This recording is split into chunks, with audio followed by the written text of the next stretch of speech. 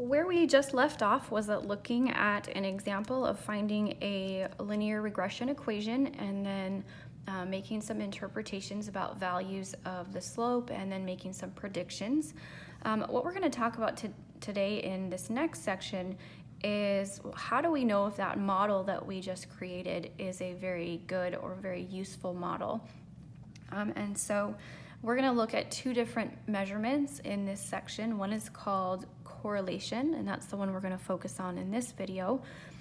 So what we're told here is that a correlation exists between two quantitative variables. So we should have quantitative variables, again, numeric variables. When higher values of one variable consistently go with higher values of another variable, that would be positive correlation. Or when higher values of one variable consistently go with lower values of another, and that would be negative correlation. So for example here, and let me come down below and then we'll go back to the examples. So it says if as one variable increases, the other variable also tends to increase, then we say the two variables have a positive correlation. And if as one variable increases, the other variable decreases, then we say the two variables have a negative correlation. What these would look like graphically, so just an XY plane here, if as one variable increased, the other increased as well, we would have a line that had a positive slope. And if as one variable increased, the other decreased, we would end up with a line that has a negative slope. So just kind of be aware of what those definitions mean graphically. So if I go back up here and I look at some examples, we're told that there's a correlation between the model year of a car and its value. So the model year would be if a vehicle was if a vehicle was manufactured in like 2020, that would be its model year. Okay, we know there are other things that affect a vehicle's value besides just its model year, but certainly we know that as the model year goes up, the value tends to go up as well, so those would have a positive correlation. There's a correlation between a person's height and shoe size, so we know that as a person gets taller, so as their height increases, their shoe size also tends to increase because those increase together. That's another example of positive correlation. And again, this doesn't mean that every person who's taller has a bigger shoe size. It's just we're looking at the general trend. There's a correlation between the price of hay and the price of cattle. For example, if the price of hay goes up, what tends to happen is farmers or ranchers who have a fixed income may not be able to afford to feed all their cattle, and so they sell them off. And the more cattle that are for sale, as we know, the more there are of an item, then the price is going to go down.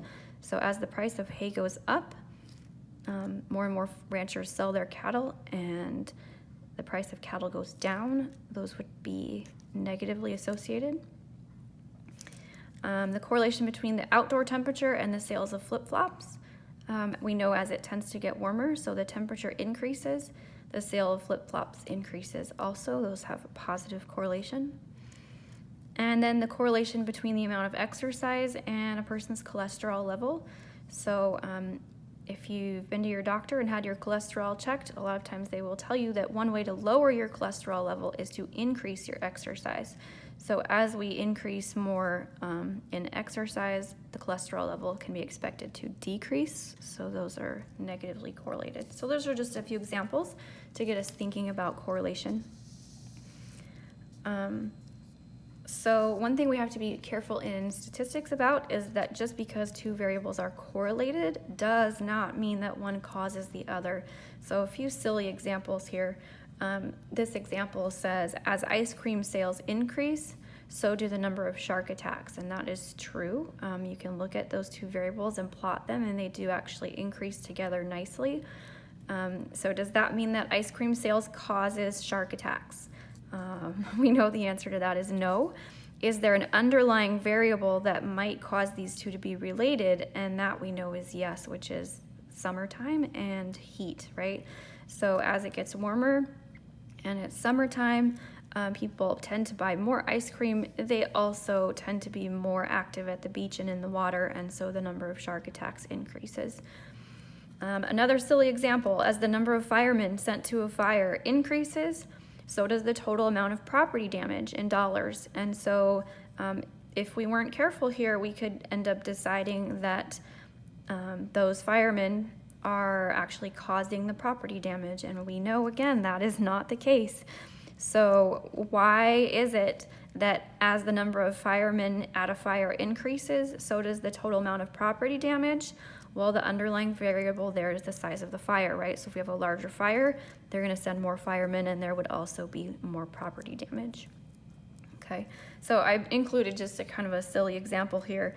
The family circus, it says, I wish they didn't turn on that seatbelt sign so much. Every time they do, it gets bumpy, right? And so that's an example here, right? That he thinks that when they turn on the seatbelt sign, it is causing the bumps, but we know that the underlying the variable that connects the two is that the seatbelt sign goes on when there's turbulence, and the turbulence is what makes it bumpy.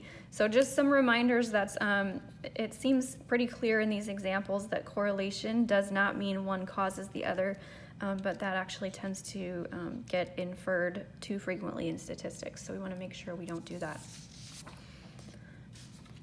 All right, so we are going to now talk about a little bit more about the actual numerical value of the correlation, and then we'll look at an example of how to find it.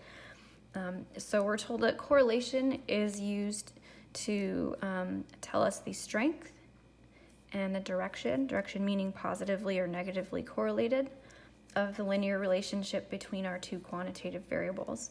So R is the variable that we use to represent correlation, and R has to be between -1 and 1. So I tend to usually kind of sketch this out a little bit. So if R, which is our correlation, has to be between -1, and I'll do this, between -1 and +1, what happens here is that if we have an R value that is close to 0, so anything in here, what that tells us is that we have a weak linear relationship between our two variables. As the value of R gets closer to 1 or closer to -1, that indicates a strong linear relationship. So the further that we are from 0, that's the increasing strength.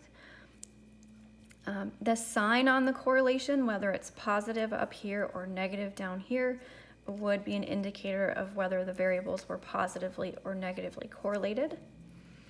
And as far as 1 and -1 themselves, the only way that variables are going to have a correlation of exactly +1 is if every point is perfectly on a line, which is rarely the case. And again, -1 would mean every point was perfectly on a line with a negative correlation. Okay, so we're not going to see 1 or -1 very often, but the closer we are to 1, then the variables would have a strong positive linear relationship, and the closer we are to -1, they would have a strong strong negative linear relationship. Okay, and so that's what these properties here summarize. We're going to go look at some examples of scatter plots of data sets and their corresponding correlations, and then I'm going to show you how to find a correlation. So here we just have some examples of a scatter plot and then what the correlation is for that scatter plot. So here what I hope you notice is that those points are very tightly clustered about a line, right? Very nicely linear. And as x increases, y is also increasing. That means we have a positive correlation, and it should be close to +1, right? And so you can see that right here, right? That correlation was 0.94. So it was positive, indicating this upward trend to the line, and it was close to 1 because we have a nice tight cluster about a line. Here's another example of a scatter plot. I think most of us would look at that scatter plot and say that it looked like that was kind of just more of a cloud of points, not linear. So if I kind of try and draw these here, Not much of a line there, so we would expect a correlation closer to 0. And what you can tell is that when we actually got the numerical value of the correlation, this was very slightly negative, indicating that if there was a line fit through that, it would probably have a little bit slightly negative slope. But this is indicating a pretty weak linear relationship between those two variables. Down here, again, we're trying to look at this linear relationship here, and those look pretty tightly clustered about a line. But over here, as x increases, y is decreasing. That means we have a negative correlation, and you can see that here with negative. But it's pretty strong. There's a nice tight linear pattern, and so it should be negative value that's approaching -1, and you'll notice we have -0.88. Last case here, probably still have a linear trend, but it's definitely not as close as it was in A and C. We can tell that it would be sloping upward if we were to fit a line, so we should expect a positive correlation, but you'll notice it's not very close to 1.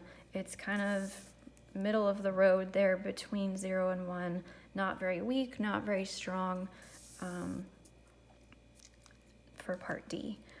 Okay, so what we're going to do is we're going to go back to our same data set on years of education and annual income, and we're going to find the correlation. If you had not done so already, you would want to enter these values into list 1 and these values into list 2. So you're entering your years of education in list 1 and your annual income in list 2. We already have those there. Next thing that we have to do is, for most of you, you're going to need to turn on an option in the calculator. Once this is turned on, you don't have to worry about it again. You never have to turn it on again. So you'll just want to turn it on here together once, and then you should be good to go. What we're going to do is we are going to hit second and then catalog. Catalog is right above 0. So we hit second catalog, and we're scrolling down. This is in alphabetical order. We're scrolling down all the way till we get to diagnostic on.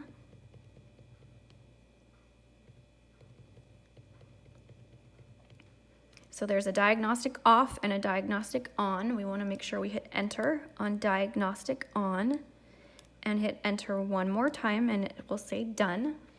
And that means we've now turned on the options that are going to give us the correlation that we need.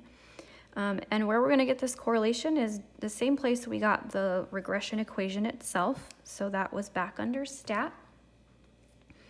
We went over to calculate, and we chose linear regression, which was option 4. And hit enter all the way through.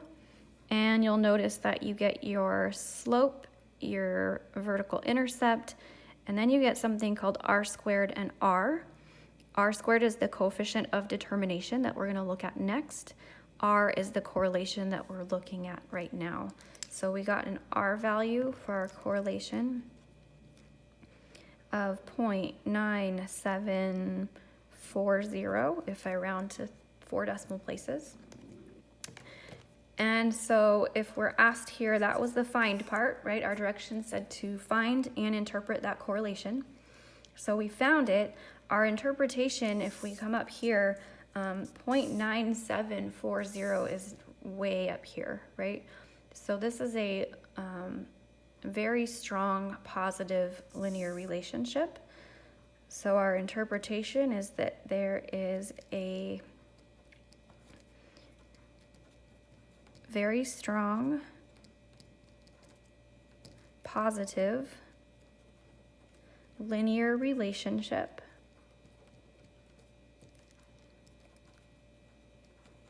between years of education